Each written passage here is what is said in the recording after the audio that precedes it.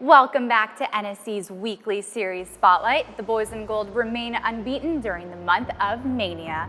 They hit the road this Saturday to take on Chicago Fire. Let's talk about all that and more here on Spotlight.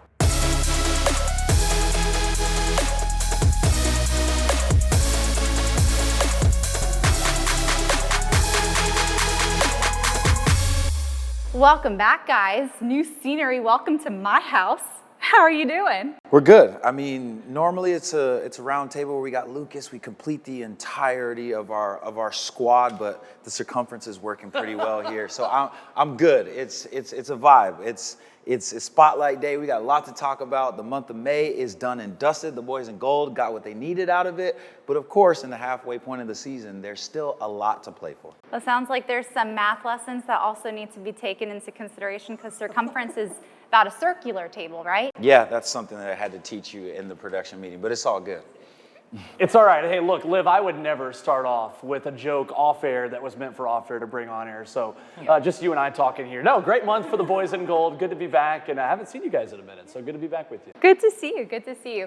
Going unbeaten in 9 matches during the month of May. Yep. Jalil, what would you take into consideration when you look at that stretch? What was the biggest driver of this team's consistency? Yeah, I would say the obvious would be the form of Hani Mukhtar and Sam Suric. That's an obvious one. But for me, what has been maybe the differentiator between this year's BJ Callahan squad and the squad that he inherited last year, I would say, is the depth, the contribution between the entire locker room, whether it's Joe Willis in between the sticks all the way up to your Sam Suriches, your Alex Muils, your Jacob Schaffelbergs, but then you weave in your Josh Bowers, your Cochrans, who have come into the fold when they need to and not only kept it baseline but elevated it. Yeah, the level's not dropped when some of the faces and names have changed in this team, and I think that was particularly evident in the Mania finale with Matt Corcoran getting 2 secondary assists in the 2-2 draw against NYCFC. Something BJ Callahan continues to talk to us about every time we meet with him is just consistency. This team knows what it looks like at its best. We're going to talk about the Chicago match upcoming, what we saw a few weeks ago, now about a month ago, what this team looks like at its best against the Chicago Fire. BJ wants more of it. More phases where this team is clicking on all cylinders. You're seeing less spells where this team isn't connecting, isn't clicking. Within that, you get less unforced errors. You get less turnovers at the back that lead to a quick transition moment. Nashville's really been on their P's and Q's, just the level of consistency. It's a simple answer, but I feel like it's a fair one for the month of May. One MLS broadcaster specifically referred to Hani Mukhtar and Sam Suric as hot chicken on biscuits. When you look at these two, especially during the month of May, what aspect of their partnership has just worked so well on the field? You talking about hot chicken on biscuits. You better put some honey on that joint too.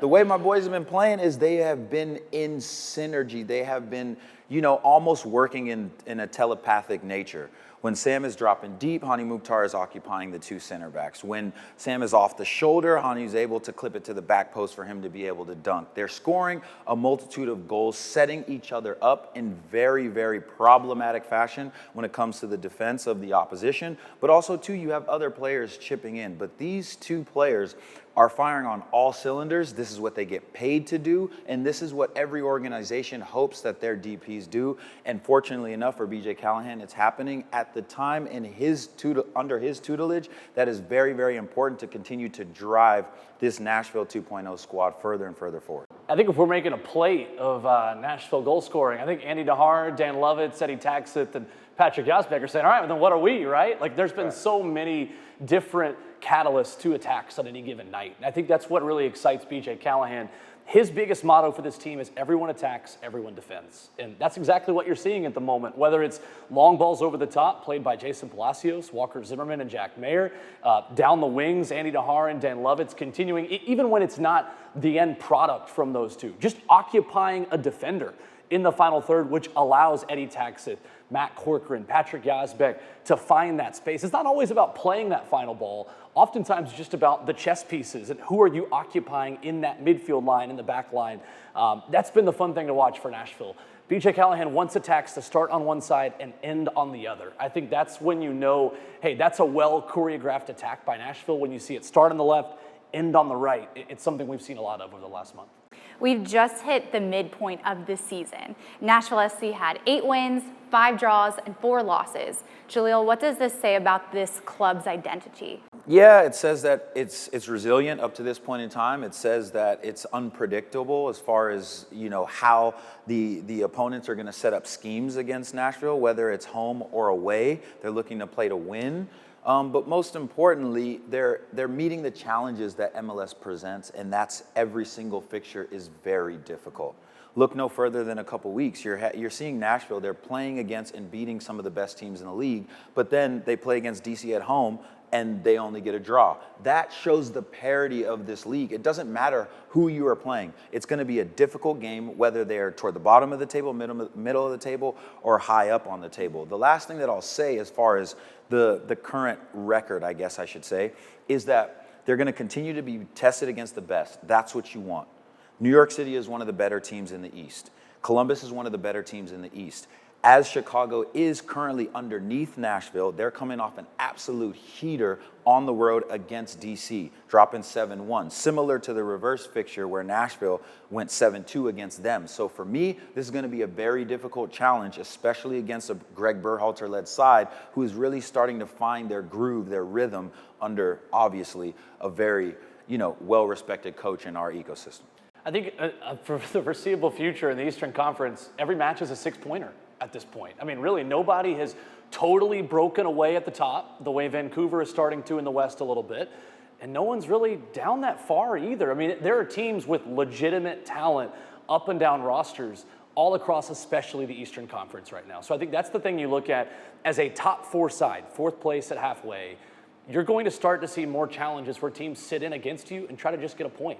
That's a new checkpoint for BJ Callahan's side in NSC 2.0 to try to navigate. But I want to look back at one of the big goals at the beginning of the season, guys. BJ Callahan said it in one of his first press conferences, 50 goals. And we talked about it at the beginning of the season. 50 goals gets you into the MLS Cup playoffs about 80% of the time in Major League Soccer. Well, Nashville has 30 at the halfway point. They're on pace for 60 to blow that out of the water. Sam Surridge has the best first 17 games in club history, the only player to ever score 11 goals in the first half of an MLS season. So you look at the way him and Hani Mukhtar are continuing to click. Right now, those two have eyes in the back of their heads. They know where each other are at all times. It's about continuing to put them in the best position to succeed starting this weekend in Chicago. I would agree with that. Scoring goals is hugely important, but at the end of the day, you ain't doing nothing if you don't keep them out of the back of the net. That's why, for me, there's one player that I want to single out and give a shout-out to, and that's Palacios. He steps up when Walker Zimmerman drops out of the lineup with the unfortunate injury in Charlotte, and he's not only, like I said again, with other players that have been woven into the starting 11 or the support cast off the bench, he hasn't kept it base level. He's risen it. He's scored.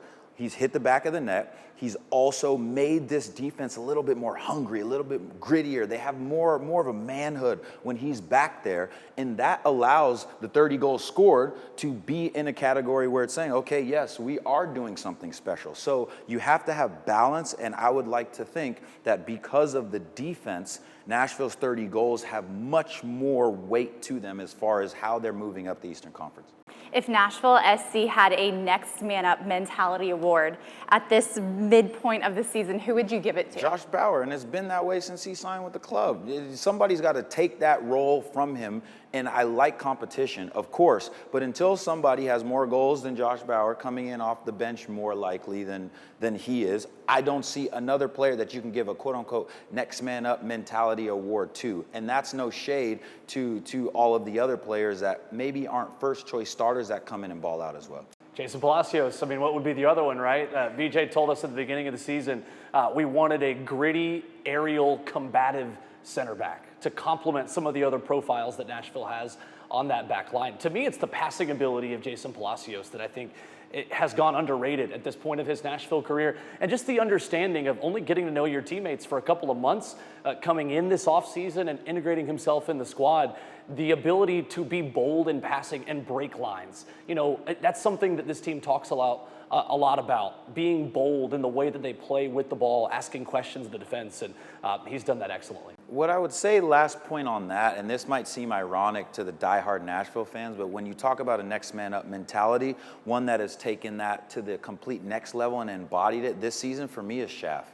Jacob Schaffelberg was one that you guys have to remember, he wasn't starting for BJ at the beginning of the season. But once he got woven into the starting lineup, there was a new level of the offense that was unlocked. You could start to see the game open up for Sam Suric and Hani Mukhtar, Alex Muil, in ways that it wasn't it was locked for them beforehand. His ability to stretch the line, his ability to play with confidence when he was out of the starting lineup earlier on in the season is a difficult thing to do from a mentality standpoint. And of course, it's no mistake as to his recent form as to why he's in with Canada. Well, Nashville SC heads to Chicago this Saturday, obviously with the previous history of this season going up against Chicago Fire.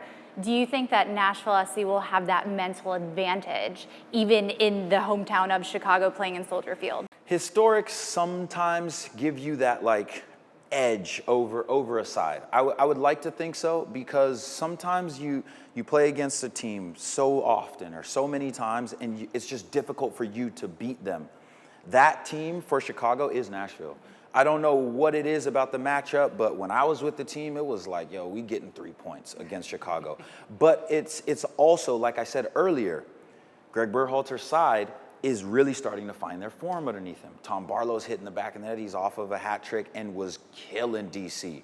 You also have a lot of players. Hugo Kuipers is hurt right now, but it doesn't seem that their level has dropped whatsoever. Their defense was somewhat of an issue earlier on in the season, but they've seemed to really solidify that part of their group. So for me, if the Chicago Fire are more poised than ever to get 3 points potentially against Nashville, it's this one. So the boys in gold have to be at tip-top shape to get anything they want out of the matchup.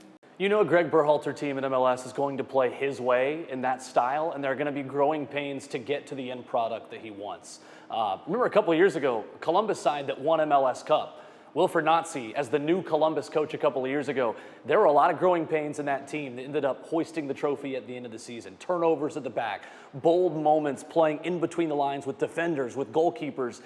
It reminds me a little bit of what Chicago's first couple of months have been like. Now you're starting to see them grow in confidence. In a system like that, when things are moving so quickly at the back, you want to take advantage of other teams' aggression in order to play between lines. The margins are so thin. But when you have that confidence, when you see a team that can play those quick 1-2s out from the back and it start to work, you see a side really understand, hey, the manager believed enough in us to not change things drastically and believed in us to continue doing this.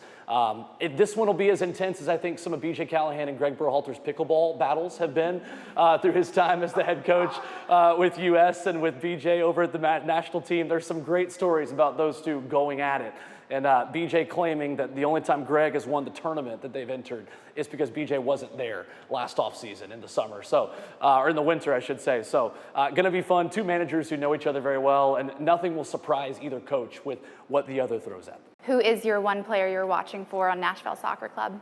Joe Willis. The reason why is because keeping a clean sheet against Chicago is going to be difficult, especially at Soldier Field. And if he's able to do what he does best, keep a clean sheet, I would like to think the way that Nashville has been playing and able to score goals, 30, let's make it 32, 35, whatever, maybe even another touchdown, 37. Yes, 37. I don't care. But the way that you're able to really stifle a team that is very confident is your goalkeeper stands on his head and has an excellent match that sets up confidence that permeates all the way up to the top and allows you to score goals that can get you all 3 points. So for me, I'm looking at the homie Joe.